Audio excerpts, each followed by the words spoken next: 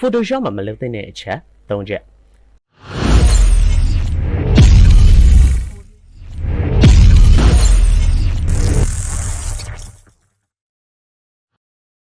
အားလုံးပဲမင်္ဂလာပါ Infinity Creative Center ပြန်လည်ကြိုဆိုလိုက်ပါတယ်ကျွန်တော်ဒီနေ့ပြောပြပေးသွားမယ့်အကြောင်းအရာကတော့ beginner တွေအနေနဲ့ Photoshop သုံးလို့ရှိရင်မလုပ်တဲ့အချက်3ချက်ကိုကျွန်တော်ပြောပြပေးသွားမှာဖြစ်ပါတယ်တကယ်လို့ beginner တွေအနေနဲ့ဒီအချက်3ချက်ကိုသိသွားပြီဆိုလို့ရှိရင် Photoshop သုံးရတာအချိန်ပိုပြီးအချိန်ကုန်သက်သာစေနိုင်တယ်လို့ပိုပြီးပြင်ပန်းတာတွေလည်းသက်သာစေနိုင်ပါတယ်နောက်ပိုင်း client ဘက်ကရှစ်တာတွေပြန်ပြင်ခိုင်းတာတွေကြုံလာတဲ့အခါကျရင်လေဒီအချက်3ချက်ကိုကိုကပြင်ဆင်ထားလို့ရှိရင် client ဘက်ကိုဖြည့်ရှင်းရတာပိုပြီးတော့လွယ်ကူစေမှာဖြစ်ပါတယ်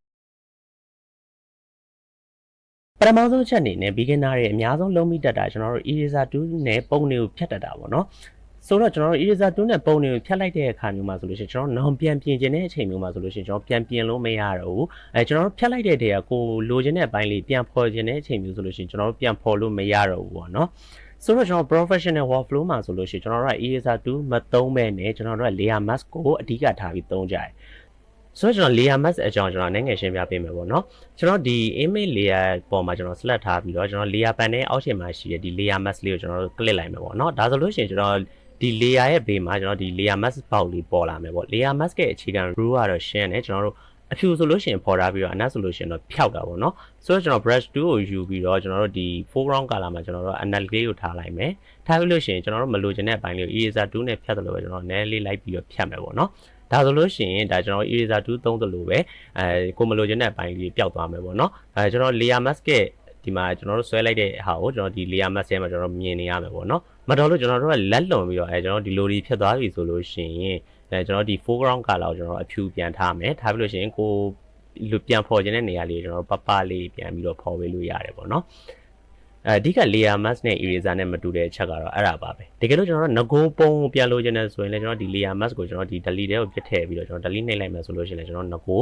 original ကိုကျွန်တော်တို့ပြန်ပြီးတော့ရမယ်ပေါ့နော်ဟုတ်တခုတတိထားမှာကျွန်တော်တို့က layer mask သုံးပြီဆိုလို့ရှိရင်ကျွန်တော်ကဒီ layer mask ပေါ်မှာကျွန်တော်တို့ selection ရှိဖို့လိုတယ်ပေါ့နော်မဟုတ်ဘဲနဲ့ကျွန်တော်ဒီ layer ပေါ်ကြီးမှာကျွန်တော် selection သွားပေးထားပြီဆိုလို့ရှိရင်ကျွန်တော် brush tool သုံးမှဆိုလို့ရှိရင်ဒီ original image ပေါ်မှာသွားပြီးအလုပ်လုပ်နေမှာပေါ့နော်နောက်ပြီးကျွန်တော်တို့ကဒီ layer mask ကိုပေါ့နော်ကျွန်တော်တို့ brush tool နဲ့မှမဟုတ်ကျွန်တော် pen tool နဲ့ပေါ့နော်ကျွန်တော်တို့ဖြတ်ချင်တဲ့ဟာလေးကိုကျွန်တော်တို့ဒီလို selection လေးလိုက်ပြီးတော့ကျွန်တော်လိုက်ပြီးတော့ pen tool နဲ့ခောက်ပြီးတော့ပေါ့နော်ကျွန်တော် selection ပေးမယ်ပေးပြီးလို့ရှိရင်ကျွန်တော်ဒီ layer mask ထဲမှာကျွန်တော်အနက်ရောင်နဲ့ဖြည့်လိုက်မယ်ဆိုလို့ရှိရင်ကျွန်တော်ဒီလိုလေးကျွန်တော်ပေးထားတဲ့ shade တိုင်းပေါ့နော်ဒီမှာဟိုဖြောက်ပြီးသွားမှာပေါ့နော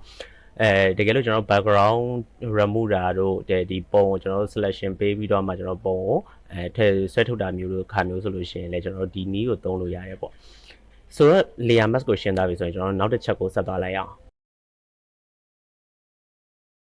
ကျွန်တော်ဒုတိယတစ်ခုကကျွန်တော် layer တွေကိုစီမထားပဲအလုပ်လုပ်တာပေါ့နော်ကျွန်တော်ဒီ layer တွေကိုကျွန်တော်တို့ layer တွေအသစ်ခေါ်တယ်ပြီးလို့ရှိရင် image တွေဆွဲထည့်တယ်layer တွေကိုနာမည်မပေးဘဲနဲ့သူ့တိုင်းထားလိုက်မယ်ဆိုလို့ရှိရင်ကျွန်တော်တို့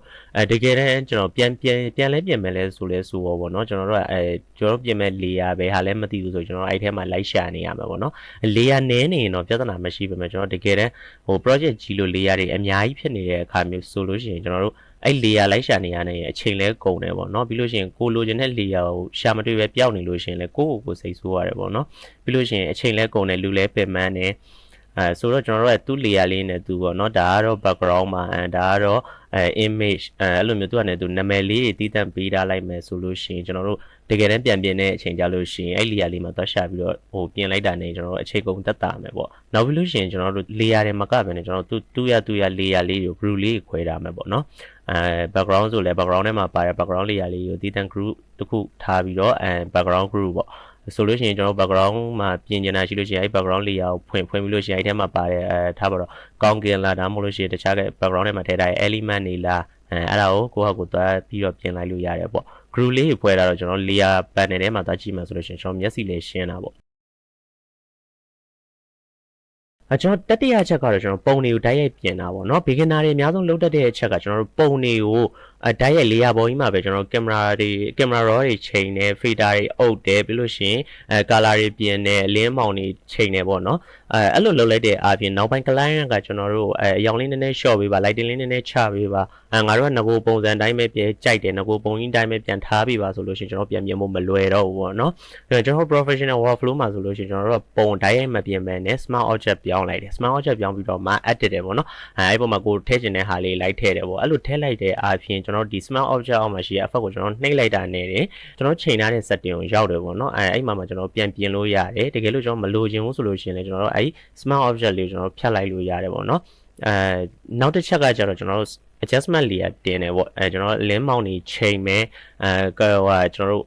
level တွေတင်မယ်ဆိုလို့ရှိရင်ကျတော့ကျွန်တော်ဒီ adjustment layer တစ်ထပ်အပေါ်မှာတင်ပြီးတော့မှကျွန်တော် clip ပေးမှတွင်းတယ်တွင်းပြီးတော့ကျွန်တော်တို့အဲ့မှာ edit တယ်ဆိုလို့ရှိရင်ကျွန်တော်တို့နောက်ပိုင်းကိုကငကိုတိုင်းပြန်လိုချင်တယ်ဆိုလို့ရှိရင်ဒီ adjustment layer ကိုဖြတ်လိုက်တာပဲဖြစ်ဖြစ်အယောင်ပြင်ချင်တာ color ချိန်ချင်တာဆိုလို့ရှိရင်လည်းဒီ adjustment layer မှာချိန်လိုက်တာပဲဖြစ်ဖြစ်လုပ်လိုက်မှဆိုလို့ရှိရင်ကျွန်တော်တို့ပို့ပြီးတော့လွယ်ကူတယ်ပေါ့နော်အချိန်ကုန်လဲတက်တာမယ်ပေါ့ဆိုတော့ဒီနေ့ဗီဒီယိုလေးကတော့ဒီလောက်ပါပဲဒီအချက်တွေကိုနားလည်ထားမယ်ဆိုလို့ရှိရင် beginner graphic designer ရဲ့အနေနဲ့ design လုပ်မယ်ဆိုလို့ရှိရင်အချိန်ကုန်လူပင်ပန်းတက်တာပြီးတော့ client ဘက်ကနေပြီးတော့ပြီးလာမယ်ပြဿနာတွေကိုလည်းလွယ်လွယ်ကူကူဖြေရှင်းသွားနိုင်မှာဖြစ်ပါတယ်ဆိုတော့ကျွန်တော်ရဲ့ Facebook page လေးနဲ့ YouTube channel လေးကိုလည်း like and subscribe လေးလုပ်ပြီး support ပေးတော့ဖို့မျှော်လင့်ပါတယ်နောက်ထပ်ဗီဒီယိုလေးတင်ပေးသွားမှာမဟုတ်လို့page လေးကိုအဆင်ပြေစောင့်ကြည့်ပေးပါဦး